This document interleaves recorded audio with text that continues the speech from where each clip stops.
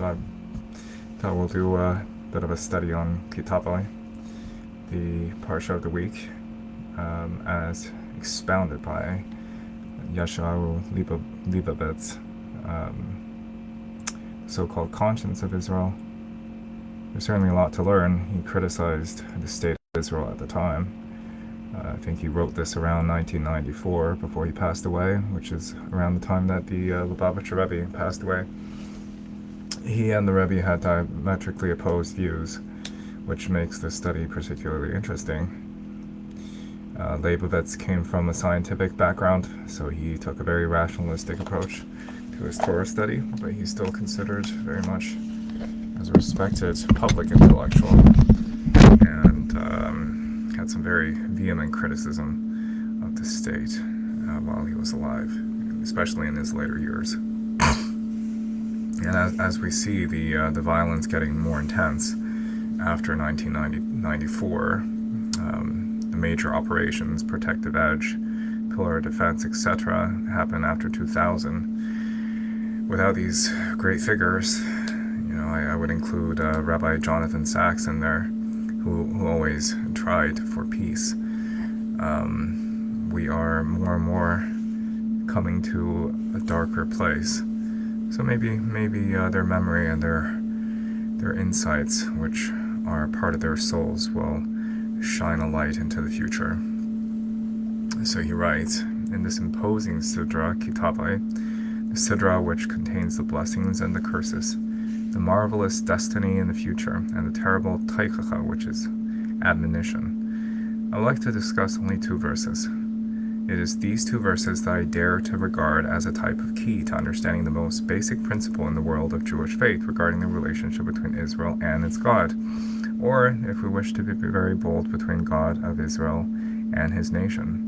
As they cannot be read to you here in the original Hebrew, I will use one of the various English translations, the one I consider to be the most appropriate.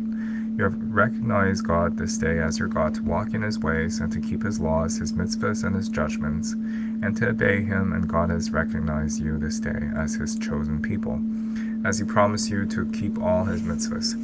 So famously, this Torah portion entails blessings and curses. Blessings for adherence to the Torah and its principles, and curses to the Israelites who strayed away from it. And of course, from a Lubavitch lens, the blessings and the curses are both blessings. They're both filled with love, filled with God's love for the Jewish people. The famous story of the Alter Rebbe, I don't think it's the Alter Rebbe, I think it's his son, who got sick when his father did not read this portion in the public reading ceremony, because his father always read the curses with love, whereas the substitute did not. And he was so sick he could not fast on Yom Kippur, which always happened around this time. First of all, we must pause at the term here translated as recognize, which appears only one time in the Bible. In the two verses above, which with the Hebrew root Aleph Mem Resh in the Hithel conjugation, there are many interpretations of this word in the traditional commentaries on the Torah, as well as in the different ancient and modern translations. Most of the commentators and the translators, and it appears to me that we too, if we read these verses without any preconceptions, understand that this word says something about the ties between God and the Jewish people. There are those who translate it in terms of choosing, or in the sense of acquiring or appropriating something precious. And I've also heard, but cannot judge this, that in Arabic there is a word of the same root which indicates the ties between a bridegroom and his bride. It is clear that that sense would be most appropriate for these two verses. So we're looking at the word, we must pause at the term recognize. Well, recognize perhaps is what he's using, which appears only one time in the Bible. Aleph Mem Resh. I wonder which one he's talking about. I think we'll find out as we go. Going back, it would seem to appear that the one is linked to the other. You recognize God today to be your God, and God recognized you to be his people. So it is the word recognize. Is there a causal tie between these two? Is it because we choose God to be our God that He chooses us as His chosen nation? Or could it even be the opposite? Is it because God chooses us as His chosen people that we choose Him as our God? Or are they parallel to one another and there is no causal link between the two? Now, if we again examine the two verses, we will see that the connection between them is far more profound than all our hypotheses. You have chosen God this day to be your God. And how is this choice realized? It is through the fact that you have obligated yourself to keep His mitzvahs. That is the way that we relate to God. And what about the second verse? And God has chosen you this day to be His chosen people. One might have thought that just as Israel's choice is expressed in the observance of the mitzvahs, one would expect that God's choice of Israel should be expressed in something that God will do for Israel. What does the Torah state here? God's choice for Israel is expressed in the same terms as Israel's choice for God, in the fact that Israel observes His mitzvahs. So here choice is demonstrated by the observance of mitzvahs. These two verses not only do not speak of matters which parallel one another, nor are they two items where one is the cause of the other, but they are one. The relationship between God and His nation and the relationship between the nation and its God are not two things juxtaposed one against the other, but are the very same thing. The fact that people accept God as their God is the very fact that God chooses this people. That is the most profound meaning of the concept of the Jews as the chosen people. So this idea of chosenness is not something to be taken for granted. It is something that needs to be actively sustained according to this perspective. And as far as I know, it doesn't contradict any of my understanding of Judaism. Although, of course, the Lubavitcher Rebbe would recognize an intrinsic holiness to all Jews. I don't think it's that simple at all. With regards to Jews who are not yet religious, who are not yet observant,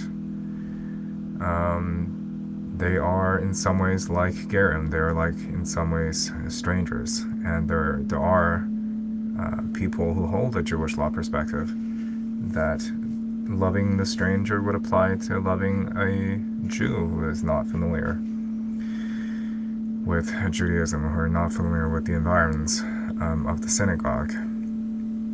Now that could be a good thing, that we are obligated to love them, but at the same time it also puts them in potential danger of being categorized as the mixed multitude, which from my personal experience, regrettably, recruiting people, reaching out to people who are not yet prepared, at least in some ways not yet within the correct kind of structure, could lead to problems. And it's a different topic entirely, but the Arizal thinks that perhaps it has to do with a lack of separation, which is critical to forming a good relationship. This idea finds expression in one of the greatest documents, possibly the greatest and most exalted, that exists in regard to faith in Judaism, in the prayer which, as I understand, is the most momentous of all prayers, even though there is a tendency to underrate it, because it is said so frequently, the Aleinu prayer, which is the key passage of the prayer of Rosh Hashanah. Praise the Master of all and ascribe greatness to our Creator. Why must we do so? Is it because of what He did for us? No, we do so because we bend our knees and bow down and thank Him. We praise Him because we worship Him, because we have the privilege of worshiping Him. The Aleinu prayer is a prayer that ends every one of the 3 prayers that Jewish men recite every day. And yes, it has this phrase, and it's repeated on Rosh Hashanah. It seems to be saying that worshiping God is a privilege and not a birthright. It is in this that we are different from the other nations, and our portion is not that of the other nations. It is not because Jews who observe the Torah mitzvahs lives longer than a person who does not observe them, and not because we enjoy life more, not because the Jewish people's fate objectively is superior to that of other peoples, but because the Jewish people serve God. That is why our hope for the future. We therefore hope in you, O Lord our God, does not speak of the future of the individual Jew, nor the future of the Jewish people, but of our hope that the entire world will acknowledge God, just as the Jewish people, at least the ideal Jewish people, not the actual one, acknowledges God.